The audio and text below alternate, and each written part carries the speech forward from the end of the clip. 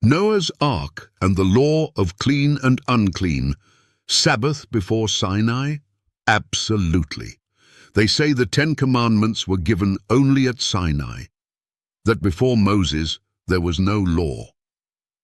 But then, why did Noah, a man who lived before Abraham, before the Jews, and before the covenant at Sinai, already know which animals were clean and unclean?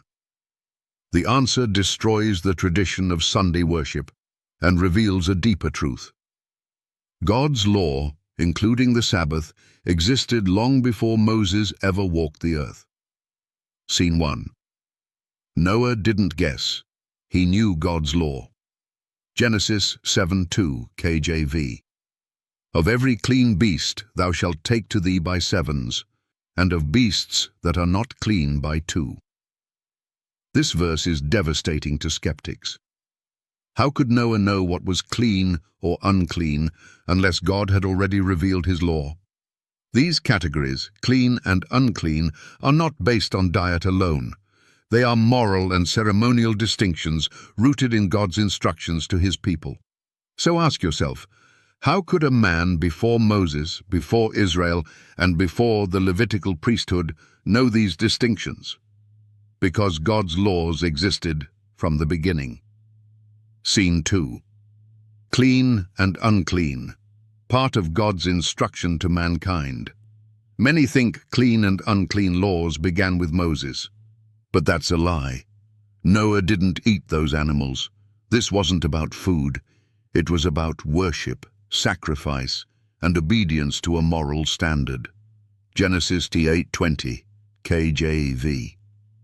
And Noah builded an altar, and took of every clean beast, and offered burnt offerings on the altar. Noah only sacrificed clean animals. Why? Because God's law had already defined them. If there were no divine instruction before Moses, then Noah acted without authority. But the Bible calls Noah a just man who walked with God. Genesis 6:9. You can't be just without law.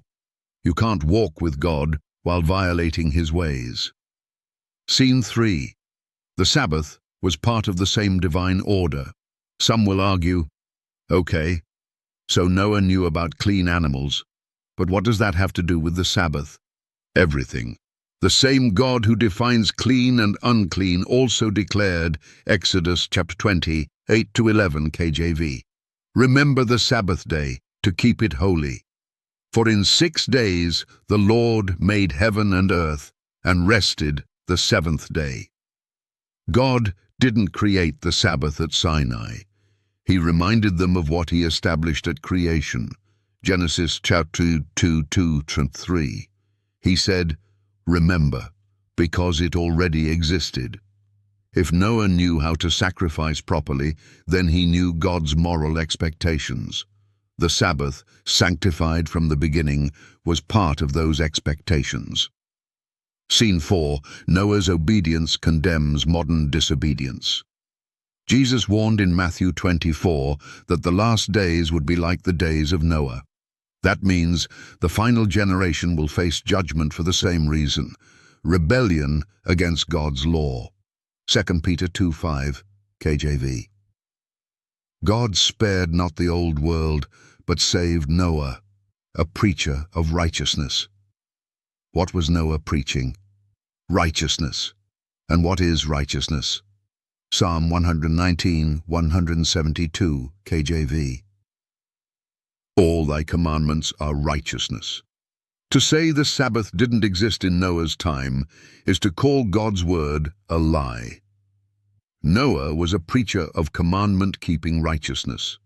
That includes the 4th commandment, remember the Sabbath day. Scene 5.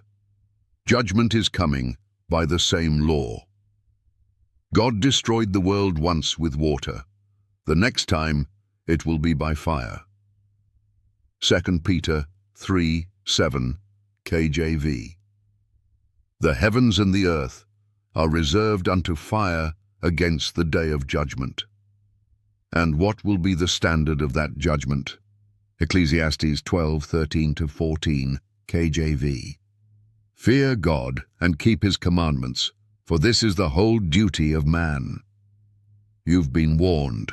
If Noah kept God's law before Moses, if he knew clean from unclean, then you have no excuse to ignore the Sabbath today.